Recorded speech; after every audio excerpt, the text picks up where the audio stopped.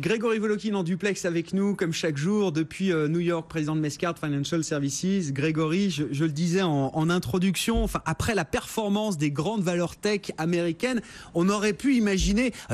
Pas une baisse, pas un crack, rien de tout ça, mais juste un peu de retenue de la part des investisseurs. Mais non, ça continue toujours plus fort. On l'a vu sur la séance d'hier, et visiblement, là, c'est l'air d'être bien parti encore avec ce compartiment technologique toujours, Grégory.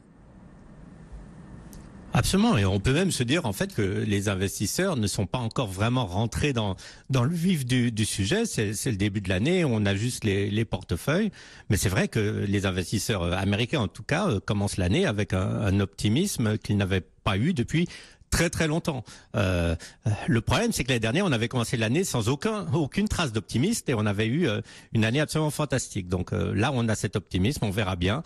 Mais en tout cas, on a eu hier un nouveau record sur le Nasdaq et là, on a les trois indices qui battent des records dès l'ouverture ce matin à New York.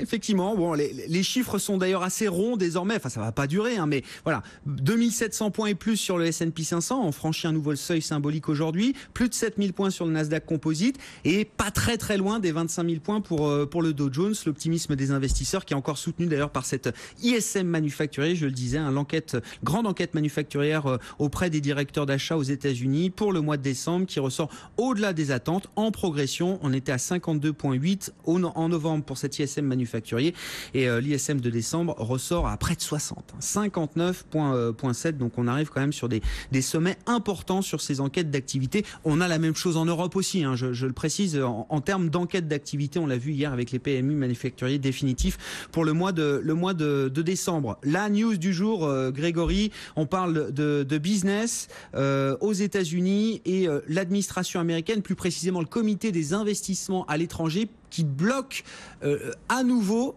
la tentative de rachat d'une entreprise américaine par une société chinoise, pas des moindres, hein, parce que c'est Alibaba, via une de ses filiales, qui comptait bien racheter MoneyGram, spécialisé des transferts de fonds. Visiblement, les deux groupes s'étaient d'ailleurs entendus sur les modalités et sur un montant, et puis Washington en a décidé autrement. Oui, et je dirais que c'est une nouvelle extrêmement importante. D'abord parce que, comme vous dites, c'est pas n'importe quel groupe, Alibaba.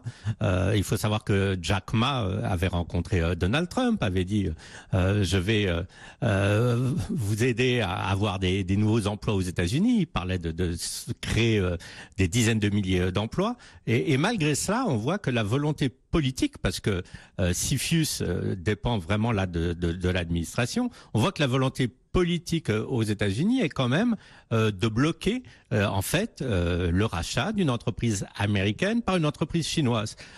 Quelle est la raison? CFIUS, ce comité, dit que en fait les données personnelles des consommateurs, des utilisateurs de MoneyGram, hein, c'est une société de transfert d'argent, un peu comme Western Union, qui est beaucoup plus connue, que ces données personnelles, privées, ne seraient pas sécurisées en Chine. Alors c'est peut-être vrai. Il faut pas oublier quand même que beaucoup de données d'Américains n'étaient pas sûres non plus aux États-Unis. Il y a eu beaucoup de scandales ces derniers temps.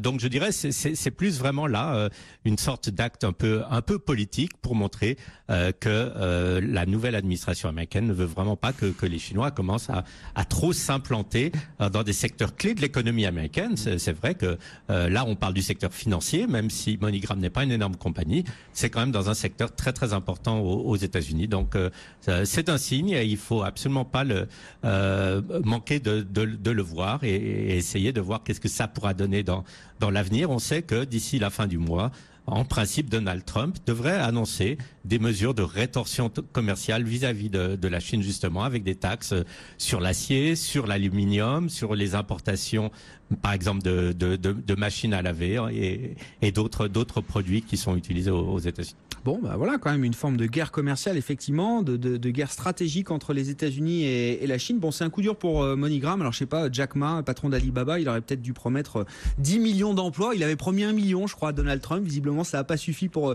le convaincre. On ne sait pas d'ailleurs où est ce million d'emplois créés par Alibaba aux États-Unis aujourd'hui, un an après. Mais en tout cas, sur l'opération de rachat de MoneyGram, ça ne passe pas. Et le titre MoneyGram qui est en forte baisse, hein, qui recule de 8% cet après-midi. On parlait de la tech globalement bien orienté, Grégory, à l'exception d'Intel. Visiblement, on a découvert des failles dans le design des processeurs d'Intel. Le titre est en repli de 2,5%. Est-ce que l'affaire est sérieuse, Grégory ? Alors il va falloir que ça soit confirmé, parce que pour le moment c'était un journal technologique qui s'appelle The Register, qui dit qu'en fait depuis 10 ans les semi-conducteurs de Intel ont donc cette faille, et que cette faille permet un accès justement par exemple aux mots de passe et à des données vraiment très très sensibles pour du piratage potentiel.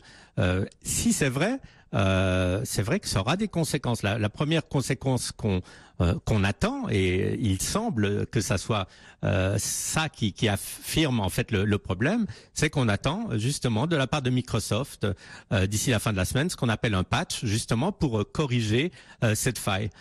Et ce qu'on entend toujours de la part de ce journal, c'est que quand on corrigera cette faille avec un patch, ça va ralentir les microprocesseurs de Intel entre 5 et 20%. Donc, si tout ça se confirme, c'est une nouvelle qui serait, je dirais, assez importante.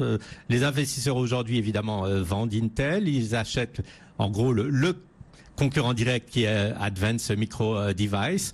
Mais tout ça, pour le moment, c'est un article de journal et je pense que c'est une nouvelle qu'il faudra suivre si elle se confirme. Bon, effectivement, à voir. Pour l'instant, une info de presse, mais prise au sérieux par le marché, vous le disiez, puisque Intel la baisse de 2,5%, alors que AMD, Advanced Micro Device, qui progresse de plus de 6% actuellement. C'est l'arbitrage du jour sur les marchés américains, des marchés US là qui poursuivent sur une dynamique impressionnante. On a quand même déjà 14 mois de hausse consécutive sur le marché américain. Depuis l'élection de Donald Trump, c'est facile. Depuis novembre 2016, nous n'avons eu que des performances mensuelles positives à Wall Street, avec la tech très largement leader.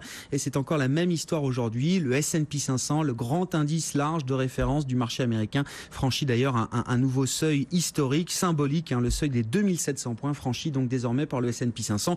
En Europe, ça va pas mal non plus aujourd'hui. On essaie en tout cas de rectifier le tir. C'est vrai que le dollar se reprend un petit peu après l'ISM manufacturier, l'enquête manufacturière américaine du mois de décembre qui atteint des niveaux stratosphériques, quasiment 60 points pour cet ISM manufacturier, au-delà de ce que le marché anticipait. Le dollar rebondit, donc l'euro-dollar qui retombe à 1,20 et ça permet aux actions européennes d'accélérer encore un petit peu à la hausse là cet après-midi avec un DAX qui gagne plus de 1% désormais, qui repasse au-delà des 13 000 points et le CAC 40 à Paris plus 0,8%. Merci beaucoup Grégory. Bonne séance à vous à New York. Grégory Volokin, président de Mescard Financial Services.